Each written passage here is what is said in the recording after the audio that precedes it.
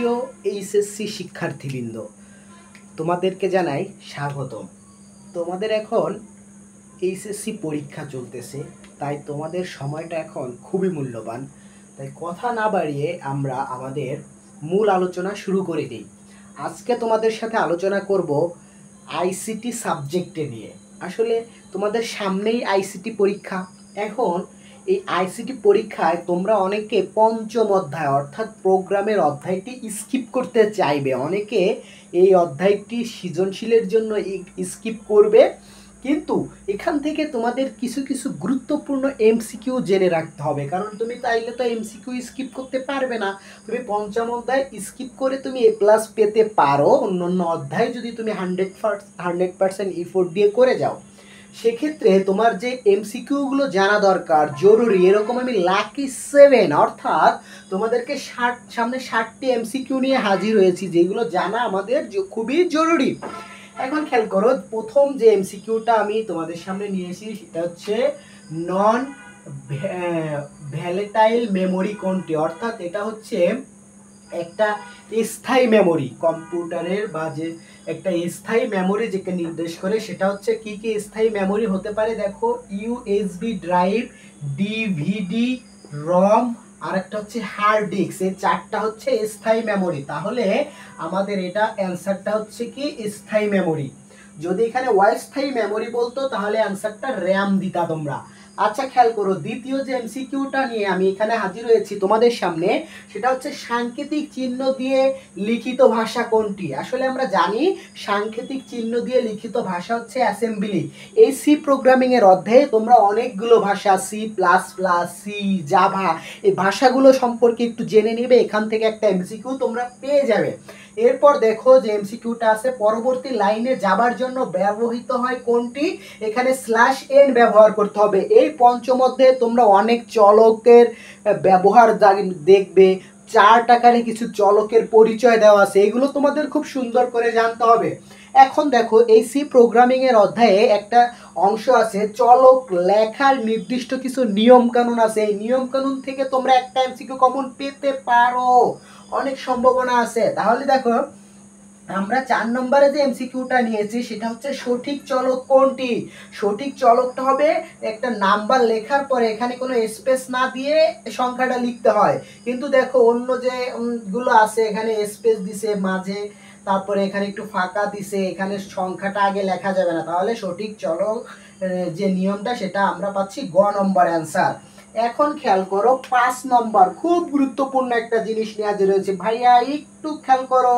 দেখো, 5 নম্বরে আছে 5x² + 3x + 4 এর সি ভাষা কোডিং কি হবে। খেয়াল করো, আমরা সি ভাষায় কোডিং করার ক্ষেত্রে কিছু নির্দিষ্ট নিয়ম নীতি আছে। যেমন 5 এর সাথে x এর মানটা এখানে গুণ আছে, গুণ বোঝানোর জন্য আমাদের কি করতে হয়, স্টার চিহ্ন দিতে হয় উপরে। তাহলে এখানে x² আছে, x² কে আমরা সি প্রোগ্রামিং এর ভাষায় কিভাবে লিখতে পারবো, পাওয়ার আকারে লিখবো না, আমরা কিভাবে লিখবো, x তারির সাথে আবার x গুণ করলে আমরা কি পাই, x এর পাওয়ার 2 পাই। যার কারণে এটা এভাবে লিখবো, মাঝে প্লাস আছে প্লাস দিলাম, এরপর 3, আবার 3 এর সাথে x কি আছে গুণ, যার কারণে তুমি আবার উপরে স্টার চিহ্ন দিবা। সি প্রোগ্রামিং ভাষা অনুসারে x লিখে দিবা +4, এটাই হচ্ছে সি প্রোগ্রামিং এর প্রকাশ। এরপর দেখো 6 নম্বর খুব গুরুত্বপূর্ণ একটা অংশ, এইটার একটা এমসিকিউ আসবেই আসবে, এটা তোমরা একটু ফলো করো। দেখো, এখানে আছে x = পাওয়ার অফ 3,2 প্লাস 5 এর পাওয়ার 5 এর স্টার দেওয়া আছে 2 + 3। এখানে x এর ভ্যালুটা কি হবে, এখানে আমাদের বুঝতে হবে কি বলছে, 3 এর পাওয়ার 2 হবে। তার মানে আমরা 3 এর পাওয়ার 2 দিলাম। তারপরে কি আছে দেখো প্লাস, এরপর কি আছে 5 এর পরে যেহেতু স্টার, তার মানে আমরা এটাকে কিসে কনভার্ট করব, গুণে। গুণ দিলাম 2 + 3। এখন এটাকে আমরা কিভাবে লিখতে পারি, 3 এর স্কয়ার 9, তারপর 5 দুগুণে কত হয় 10 যোগ 3, এগুলো যোগ করলে কত হয় দেখো 10 আর 9 যোগ করলে হচ্ছে 19, 19 আর 3 যোগ করলে হচ্ছে কত 19 আর 3 22। তাহলে অ্যান্সারটা হবে 22। এভাবে কিন্তু একটা ম্যাথ তোমাদের এমসিকিউতে আসার সম্ভাবনা অনেক অনেক বেশি। এরপর দেখো, কোনটি রিলেশনাল অপারেটর।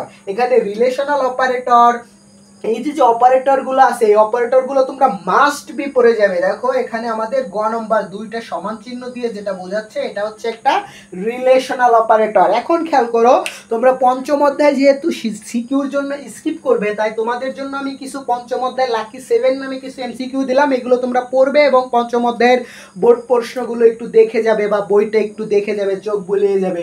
আর তোমরা যারা পঞ্চম অধ্যায় থেকে সিকিউ অ্যান্সার করবে তাদের জন্য এখন প্র্যাকটিসের বিষয় হচ্ছে তোমরা আগে যেটা শিখেছো সেটাই এখন প্র্যাকটিস করবে, যেমন লুপের ব্যবহারগুলো, অ্যালগোরিদম, ফ্লো চার্ট এবং খ নম্বরের জন্য প্রোগ্রামিংয়ের যে ভাষাগুলো আছে ওই ল্যাঙ্গুয়েজগুলো একটু সুন্দর করে পড়বে, তাহলে পঞ্চম অধ্যায় মোটামুটি তোমরা ডান করতে পারবে।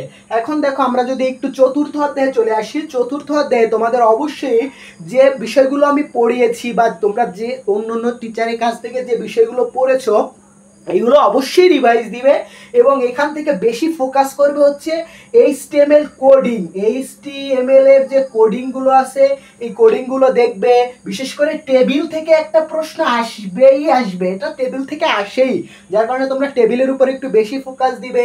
এমসিকিউর জন্য যে আমরা আসলে যে এইচটিএমএল কোডগুলো শিখছি সবগুলো একটু দেখবে।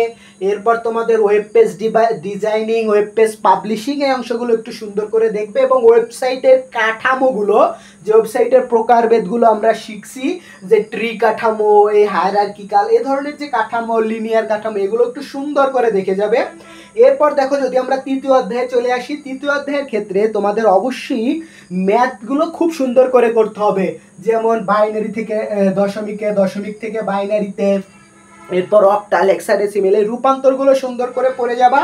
তারপরে তোমরা আবার কি করবা, তারপর তোমরা ওই যে দুইয়ের পরিপূরক যেটা আছে এটা সুন্দর করে করবা। এটা আসার সম্ভাবনা অনেক অনেক বেশি, প্রায় প্রতি বছরই বোর্ড পরীক্ষা আসে, কমন একটা জিনিস। দুইয়ের পরিপূরক সুন্দর করে একটু প্র্যাকটিস করে যাবা।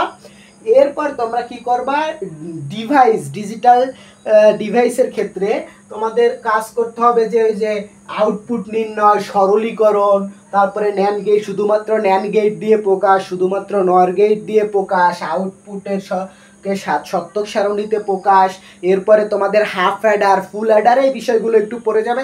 খ নম্বরের জন্য ক্লাউড কম্পিউটিং, তারপরে তোমাদের এই যে যেমন আছে ডিজিটাল ডিভাইসের ভিতর যে নিচের উদ্দীপকের গেট, একটা গেট বলে দিল, ওই গেটের একটা ব্যাখ্যা, তারপরে মৌলিক গেট, সার্বজনীন গেট, এই জিনিসগুলো, এনকোডার, ডিকোডার, এগুলো একটু ভালো করে পড়ে যাওয়া। আর দ্বিতীয় অধ্যায় থেকে তোমাদের মোবাইলের যে প্রজন্মগুলো আছে, তারপরে ওই যে অপটিক্যাল ফাইবার কেবল, এরকম গুরুত্বপূর্ণ অংশগুলো তোমাদের সব রিকভার করে যেতে হবে।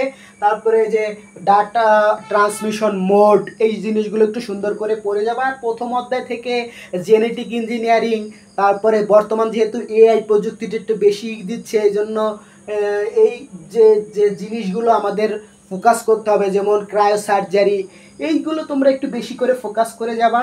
তারপরে বায়োটেকনোলজি, তারপরে এই যে যে ড্রাইভ করতে পারি আমরা ঘরে বসেই, যে ড্রাইভ করতে পারি, ঠিক আছে, ভার্চুয়াল রিয়ালিটি, এটা খুব ইম্পর্ট্যান্ট। এবার ভার্চুয়াল রিয়ালিটি এই জিনিসগুলো তোমরা ভালো করে পড়ে যাও, তোমাদের পরীক্ষা ইনশাল্লাহ খুব ভালো হবে। সকলের জন্য বেস্ট অফ লাক। আজকের ভিডিও এই পর্যন্ত। আরও যদি কেউ বিস্তারিত সাজেশন পেতে চাও সে আমাদের চ্যানেলে কমেন্ট করে জানিয়ে দাও এবং আমাদের চ্যানেলটির সাথে যুক্ত থাকো। আল্লাহ হাফেজ।